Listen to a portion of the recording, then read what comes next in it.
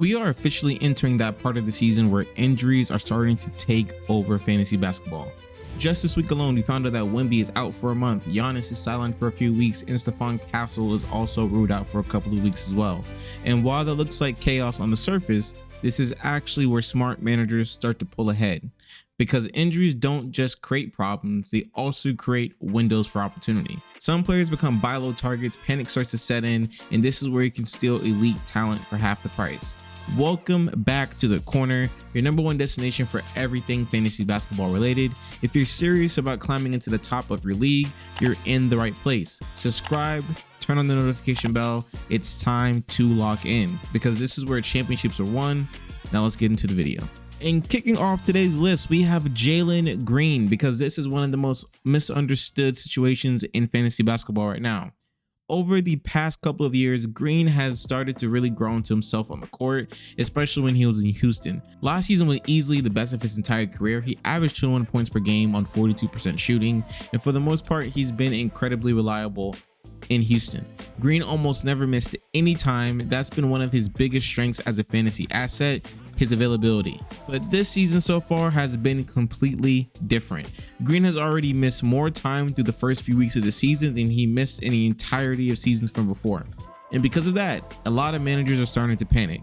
His value is quietly dropping. People are frustrated, and you're starting to see him fall into waiver wires if you're in shallow leagues or you're floating around in trade talks for cheap. This is the exact moment that you should be buying him. Now that we covered the background of Green, let's talk about why Green is a must target player, whether it's trading for him or picking him up outright if he is on the waiver wire. The Phoenix Suns this year are one of the most guard heavy offenses in the entire NBA. Their big men are barely involved. Most possessions start and end on the perimeter, and the offense lives and dies with guard play. That creates a perfect storm for Jalen Green. He's going to have insane volume, he's going to have insane shot attempts, and he's going to have stretches where he completely takes over games simply because this offense allows him to do that. We've already seen a glimpse of what this is going to look like in his first game back. He dropped 29 points on 46% shooting, and he looked like the same Jalen Green that we saw last year when he was cooking defenses almost every single night. And if you zoom out and look at the Suns roster this year, almost every single fantasy relevant guard on that team is outperforming their ADP. We have Dylan Brooks, Grayson Allen, and Colin Gillespie. They're all thriving in this current system that they have in Phoenix. So here's the move. If you can flip an overperforming player on your roster, someone riding a hot stretch that you know won't last all season, and go get Jalen Green in return, you should absolutely do that right now. You're not just buying a name, you're buying a 40 fantasy point per night player with real upside. Now, the next player on this list is going to be a little bit more tricky, and that is Kyrie Irving. Kyrie is 33 years old, and let's be honest, he still has a lot of basketball left in him. When he's on the floor, he's one of the best fantasy players in the league, and that's been true since his literal rookie debut.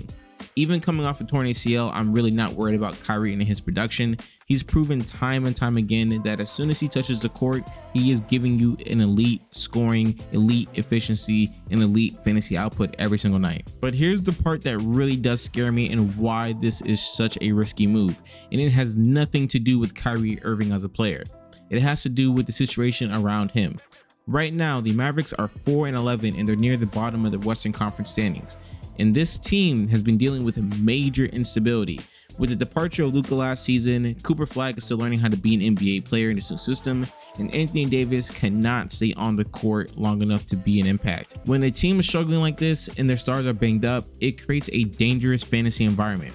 We've seen this plenty of times across the league. When an aging star is recovering from a serious injury on a bad or inconsistent team, the organization almost always chooses the cautious route. They ramp them up very slowly, they rest them on back-to-backs, they reduce their minutes, or in some cases, they just delay their return even longer just to protect the player and avoid making a pointless push in a lost season. That's the risk here. Kyrie's projected return date is January 1st as of right now, and by the time we get there, the Mavericks season could be completely out of reach. If Dallas is sitting at the bottom of the conference with no real momentum, we could see the team go into silly minutes mode early on, limiting vets, giving younger guys more run, and focusing on development over winning games. But here's the flip side, and this is the part that keeps Kyrie on my radar. If the Mavericks can manage to still hover around that play-in range, even just slightly, this team has every reason to make a push for the playoffs. They're built to win right now. Cooper Flag is getting valuable reps right now as a main scorer with AD out right now. AD should also be returning sometime soon, and adding Kyrie back into that mix gives them a real chance to stabilize everything. So Kyrie is a high variance, high upside stash. If you can get him cheap, you should do it. If you're in a position that you can wait on him as well, he could be a league winner for your team. But you need to be honest about your roster because this one does carry risk. All right, let's talk about Kevin Porter Jr. because this one is one of the weirdest and also most frustrating starts to a season I've seen in a very long time. Kevin Porter Jr. started off the year on an absolute insane run, and I mean literally. In the first 9 minutes of basketball this season, he looked like he was going to have a breakout year and remind everyone just how elite he actually is. And then disaster happened. He stepped on his teammate's foot, twisted his ankle, and on his way of working back to the court, he then injures his knee in practice, and now he's been out for 2 months. And it feels like every ounce of bad luck in the world hit him all at once. But here's the thing.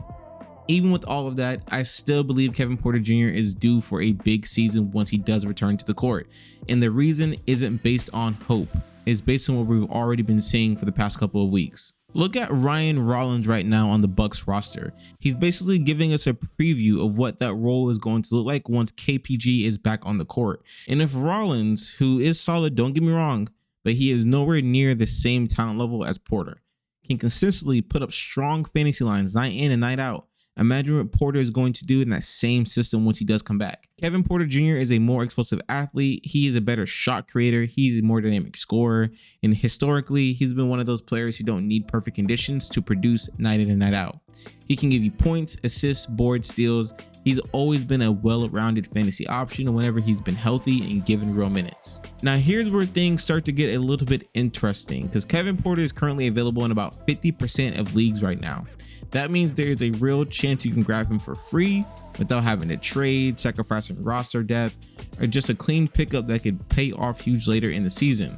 If you're trying to build long-term depth or stash upside plays, this is exactly the kind of player you target. KPJ has already proven that he can be a legit NBA starter in the league and produce at a high level.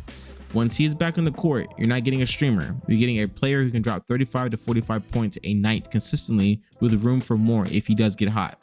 So if you've got the roster space or if you're sitting comfortably in your standings, you should go pick him up right now before the hype arrives. Because once the injury updates start trending positive, he won't be available in even 10% of leagues out there. This is the definition of a high upside stash. Now, I want to talk about a player who's been flying way under the radar for some odd reason, and that is going to be Ty Jerome. Jerome spent the last 2 seasons on the Cleveland Cavaliers, and if you watched him closely last year, you know he had a legit breakout year in 2024. He became one of the most important players on the Cavaliers bench. He had steady playmaking, high efficiency shooting, and smart decision making every time he was on the floor. He was not a flashy player by any means, but he was incredibly effective and efficient. And that kind of reliability translates really, really well to fantasy when the opportunity is right. Fast forward to this season and Jerome is now on the Memphis Grizzlies, a team loaded with guards, but honestly, not by choice. They've been hit hard by injuries and inconsistency. So the rotation is wide open once you get past the starters. And that's exactly why Jerome is such an intriguing stash. He's a veteran guard who plays under control, he doesn't force bad shots, and he can space the floor. And here's the big part, the emergence of Cedric Coward. He is a super athletic slasher and actually perfect for Ty Jerome's game.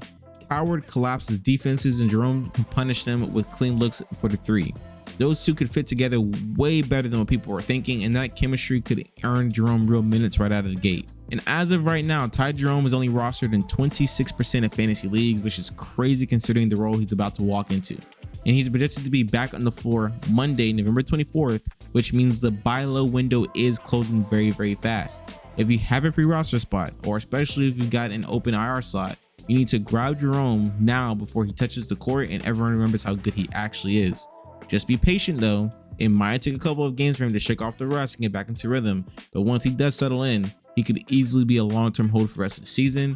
And this is the type of quiet value play that wins you leagues later on in the year. Now for the last spot on this list, it actually came down to either Brandon Miller or Tobias Harris. And honestly, I had to go with Tobias Harris. And pretty much the reason is simple. The Pistons are one of the best teams in the NBA right now, and they're playing meaningful basketball.